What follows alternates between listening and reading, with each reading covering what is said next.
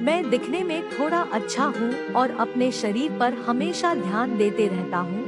मेरे घर के पास ही एक परिवार रहता था, उसमें एक महिला और उनकी एक बेटी ही रहती थी। महिला का बहुत साल पहले ही तलाक हो चुका था। वह महिला देखने में किसी हीरोइन से कम नहीं थी।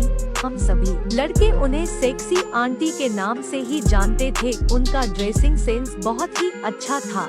वह हर तरह के कपड़े पहनती थी, लेकिन जब भी साड़ी पहनती थी किसी भी परी से कम नहीं लगती थी। मैं अपने आगे के शिक्षण के लिए दिल्ली के कॉलेज में एडमिशन लिया था, तो मैं दिल्ली चला गया था। वहाँ लगभग 7 महीने हो गए थे। तभी मुझे पता चला कि उन आंटी की बेटी भी दिल्ली में ही पढ़ रही है। पहचान होने के कारण हम बहुत बार मिल लेते थे। वह दिल्ली में अकेली ही रहती थी। एक दिन उनकी बेटी निक्की ने मुझसे पूछा कि क्या हम दोनों साथ में रह सकते हैं। मैं भी अकेला ही रहता था। ये तो मेरे लिए चमत्कार ही था। हमारी एरिया की सबसे सुंदर और रोमांटिक लड़की के साथ रहने का मौका मुझे मिल रहा था। मैंने भी हाँ बोल दिया। निक्की ने आंटी को बता दिया था कि हम दोनों साथ में ही रह रहे हैं।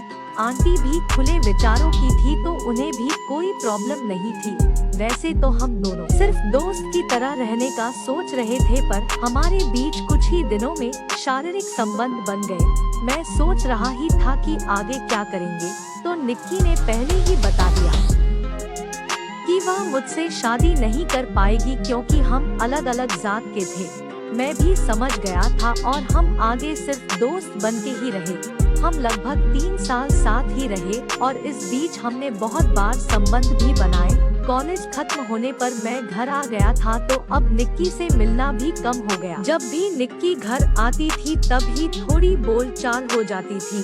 पिछले साल निक्की की शादी भी हो गई। अब तो थोड़ी बात होने भी बंद हो गया था। शादी के कुछ दिन बाद ही एक दिन आंटी को कुछ काम था, तो उन्होंने मुझे बुलाया। उनके कंप्यूटर का थोड़ा सा काम था। जब मैं उनके घर पहुंचा तब आंटी नाइटी में थी। मैंने उनका कंप्यूटर देखा और ज्यादा कुछ प्रॉब्लम नहीं थी। 2 मिनट में ही ठीक हो गई। मैं वापस जाने लगा तो आंटी ने बोला, थोड़ा रुको, चाय पी कर जाओ। मैं रुक गया और चाय पीने लगा। आंटी मेरे बाजू में आकर बैठ गई और बातें करने लगी।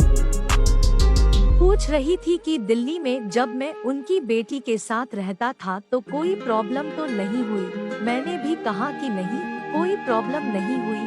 आंटी ने मुझसे तभी सीधे पूछा कि कभी मैंने उनकी बेटी के साथ शारीरिक संबंध तो नहीं किया न। यह सुनते ही मैं थोड़ा सा घबरा गया और नहीं बोला।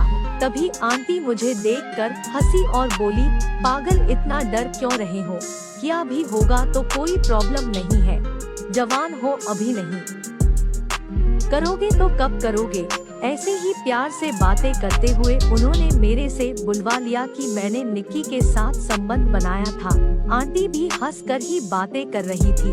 बात करते करते अचानक उन्होंने मेरी जांघ पर हाथ रख दिया और बोली, मैं कैसी दिखती हूँ? मैं अब थोड़ा ज्यादा ही घबरा गया और बोला कि अच्छी ही दिखती हो। फिर आंटी बोली कि चलो थोड़ी मस्ती करते हैं। उसके बाद मुझे कुछ बोलने का मौका ही नहीं मिला। आंटी का मुझ पर पूरा कंट्रोल था। उस दिन हमने लगभग 1 घंटे तक शारीरिक संबंध बनाया और फिर मैं अपने घर आ गया। तब से जब भी आंटी का मन होता है वह मुझे बुला लेती है और हम थोड़ी मस्ती कर लेते हैं। इसको ही मैं अपने लिए छप्पड़ फाड़ अनुभव मानता हूँ।